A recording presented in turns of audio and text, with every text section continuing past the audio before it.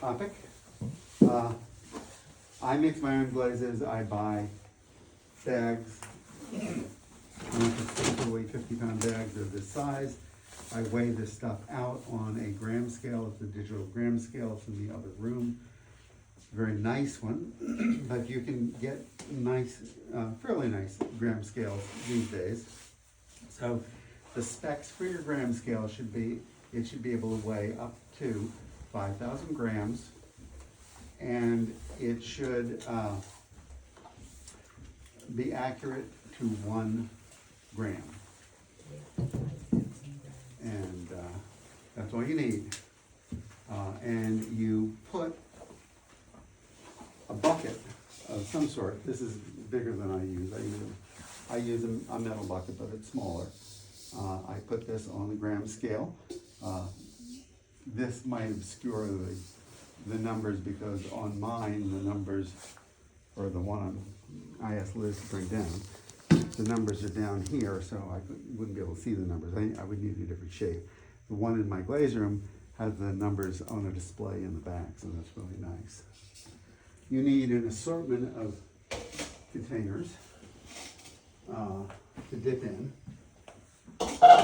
and stainless steel is nice, but you scrounge around and find whatever is available. You need a bunch of 5-gallon buckets, and these are 2-gallon buckets. I have a bunch of these, so you're going to want to get 2-gallon buckets. And this is a hammer drill, and it is 3/4 inch here. This is very nice. You could just use your hand. You don't need this. The RPMs on this are 2,000. It's got 2 speeds, but 2,000 RPMs. And this is a Jiffy mixer, and they're really nice because they don't fling glaze everywhere. If you just use like a propeller thing, you're gonna have glaze on the ceiling. But this pushes the glaze down and lifts it up in between these 2 levels here. The little blades do that. So that's really nice. Here's my little gram scale. So, it's very nice. You can get the information off the back of it, and obviously that big thing would not work. You would need some other size container to put on there. And you're gonna be taking that container and dumping it into your bucket and going like this repeatedly. So, it's nice if it was durable.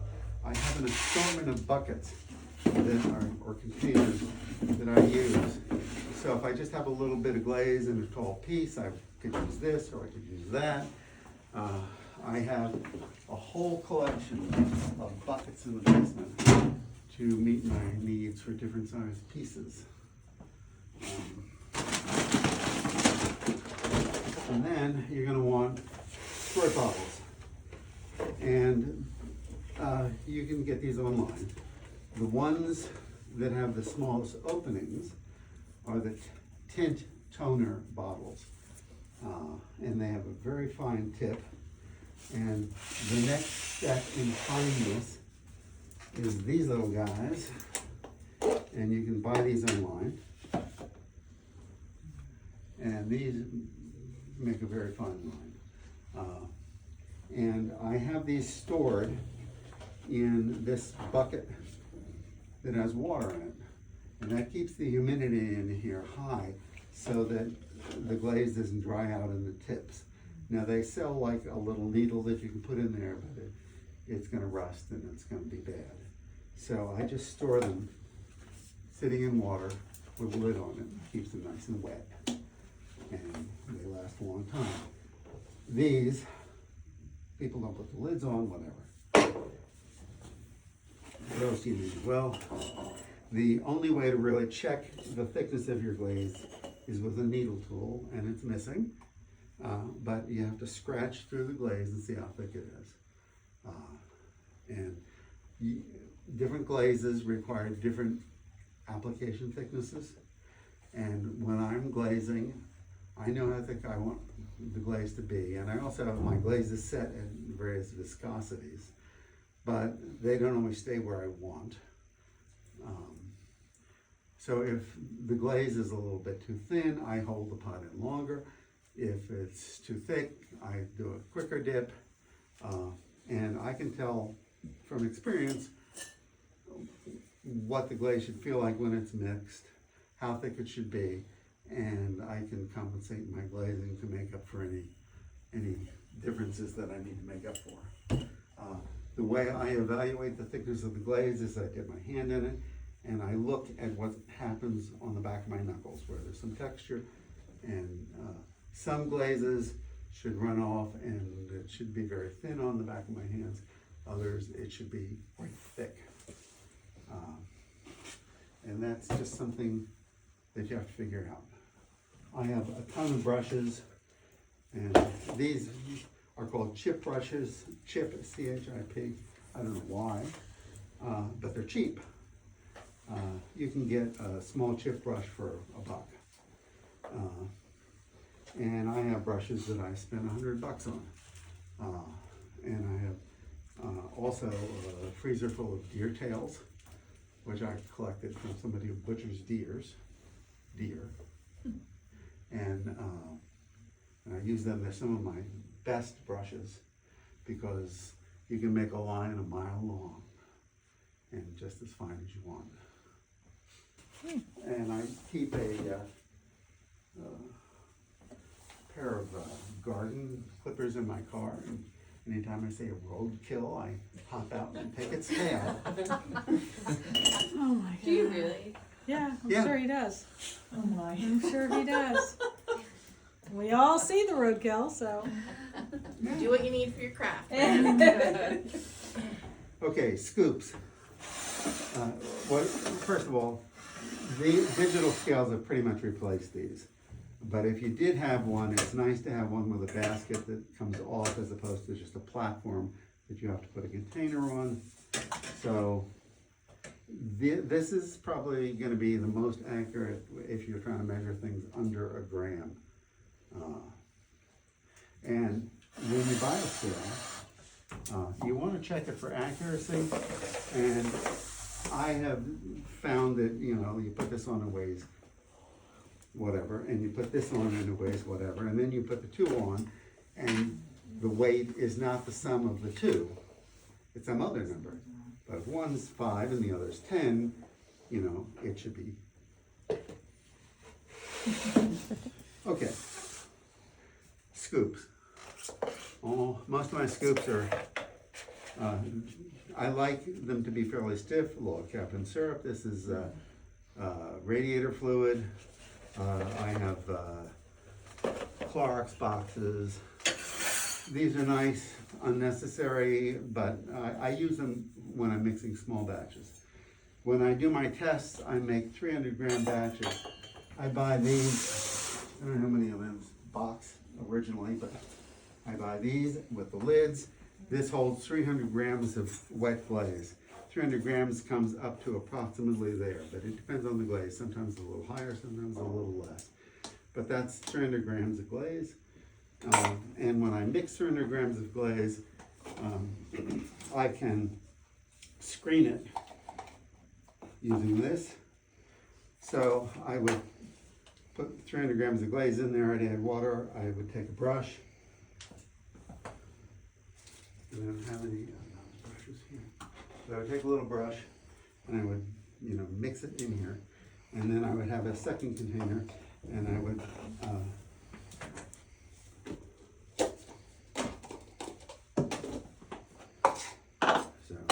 so I wet mix it and then I dump it in here and I kind of work it through the screen and then I go back and forth until I'm convinced that it's totally uniform. This screen is, I think, okay, it's a 60, it says right on it. Typically, they say what they are. So, 30, 60, and 80 mesh. You can get them finer, but it's a bitch to get up to 100 mesh screen.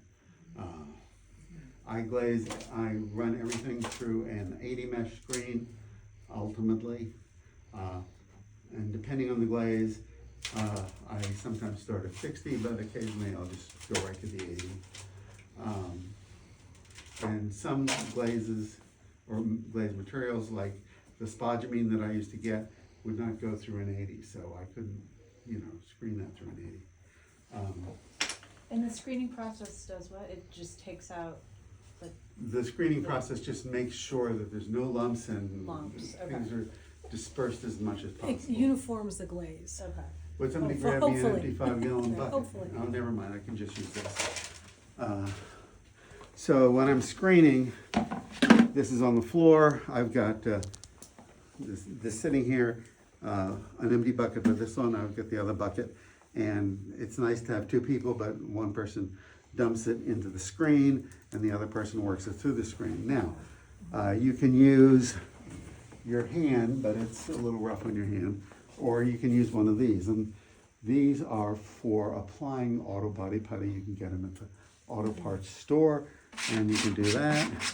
And the Daisy, who you may not know, came up with this idea. As far as I know, this was an original Daisy idea. But it's absolutely awesome. It's just a baby toilet plunger. And it really pushes it through super easy. So this is like a great pro tip. Okay, so that's screening. So I mix it up. I always try to mix them on the thick side so that I can tweak with adding more water. Because if I add too much water, then I have to let it sit around and scoop some of the water off. When I take off extra water, and let's see here. Okay, so this has water. I go straight down in and let it flow over the top of the bucket. So this is almost drinkable, but not quite. So that's how I remove extra water. Okay.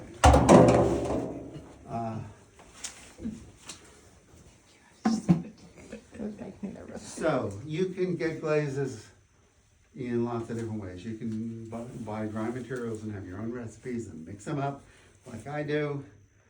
You can formulate your own glazes. And when I am formulating my glazes, I think I took that box upstairs, but like when I'm working on a project, it sort of lives in a box. And I have, Liz, could you see if you can find that box? Yep. It's a clay box. Yep. Yeah, so I'll get back to that.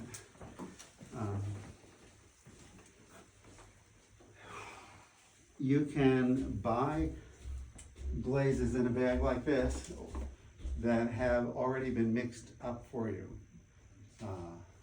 And you just have to add water, but you should probably, I don't know, things settle out, the heavy stuff goes to the bottom.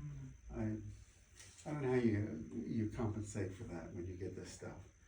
And also, I know how they do this. There's just some guy standing there, doing the same thing I do. And I'll tell you, I make mistakes. Why don't they make mistakes? I'm sure they do.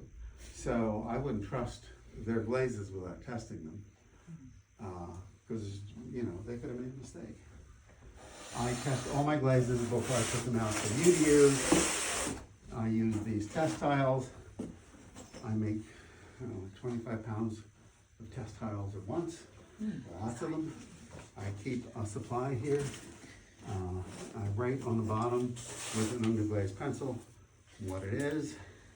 That's what you see over there. And you have to make sure that you get it right. For me, this is how I earn my livelihood.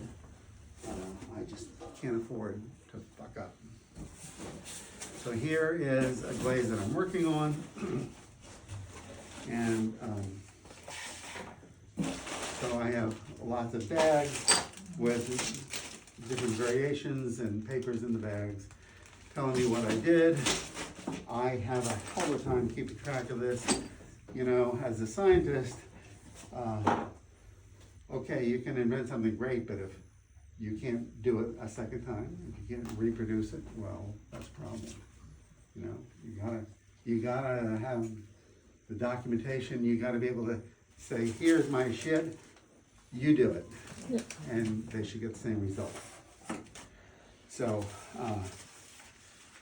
for me, that's very difficult. So I have computer programs where I can enter the raw materials. So this is Gillespie borate. That's what that is. Now Gillespie borate is just a name, it's not like on the periodic table. Okay, so Gillespie borate contains a bunch of stuff, and that's what's important. So Gillespie borate contains boron. It's the key ingredient, the one I'm going for, because it's high in boron. But it also contains sodium and potassium and calcium and other things as well. And this will look at all the materials that I can put in Gillespie borate, and it will figure out what elements are actually in there when I combine 6 things that have multiple things in them. And you can do this with pencil and paper, but you don't want to do that. Have you always mixed your own glazes, or did you ever use I've always pre-mixed? mixed my own. So this is very useful, and I can I can produce this that tells me what's in the glaze, and then I can produce a mix ticket, which looks like this, and this is, you know, I weigh out the ingredients and I put them in a bucket and stuff like that. What are the costs? Okay, the cost of raw materials changes all the time. Now, in my computer program, I could enter the cost of this per pound, per pound price of every material, but I've never done it. Some of these things have increased tenfold. Glaze materials are expensive.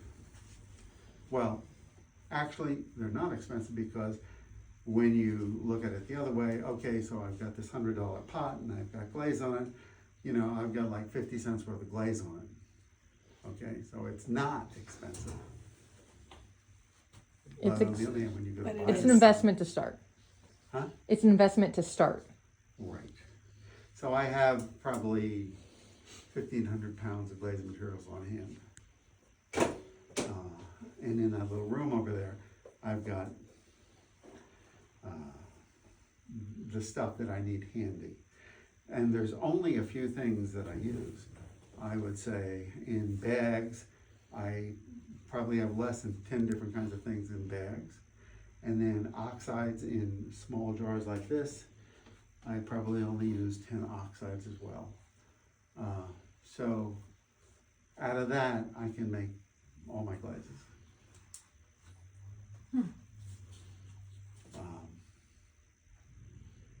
And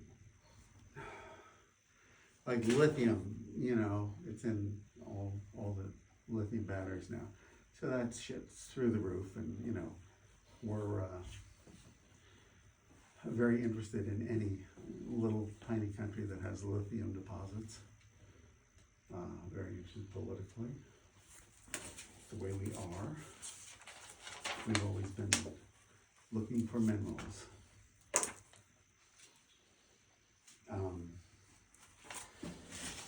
Is there a good brand for pre-mixed? Okay, so Standard Ceramics has their own line of premixed glazes, and they're convenient because you can talk to Julie, who is the person who makes all these glazes, and Julie will give you her firing schedule, which is not the fast fire or slow glaze fire one on my electric kiln upstairs. It could be slightly different if you want to tweak the firing. But maybe they would look better if they were fired differently than she fires them, that's another thing. And when it comes to glazes, a glaze that looks like shit in combination with something else can be absolutely spectacular. So it's very, you know, you try some glaze on a single test tile and it's not awesome. Well, that doesn't mean it couldn't be awesome. You have to find the right combination. Combinations are where it's at. There are few glazes that are gorgeous enough that you would want to glaze your whole pot in them. Now, I do have a bunch of glazes that qualify as gorgeous enough, but nevertheless, people still want to do combinations. And the nice, I mean, in the beginning, the nice thing about getting glazes from Standard is they're gonna test them every time they make them. I hope they test them. Yeah, that's the thing. I mean, you know, they're putting them in, I've seen them weigh them out into a 50-pound bag, which then I don't know that they test every single 50-pound Oh, bag. yeah. But they also have like the small premix jars too, and those they do test. Well, I think the wet mix stuff, Yeah. they don't make. Those are Amico Glazes or some other company that's making them. And I would assume that company is mixing a huge batch and then testing that and then pouring it into the little jars. They're not testing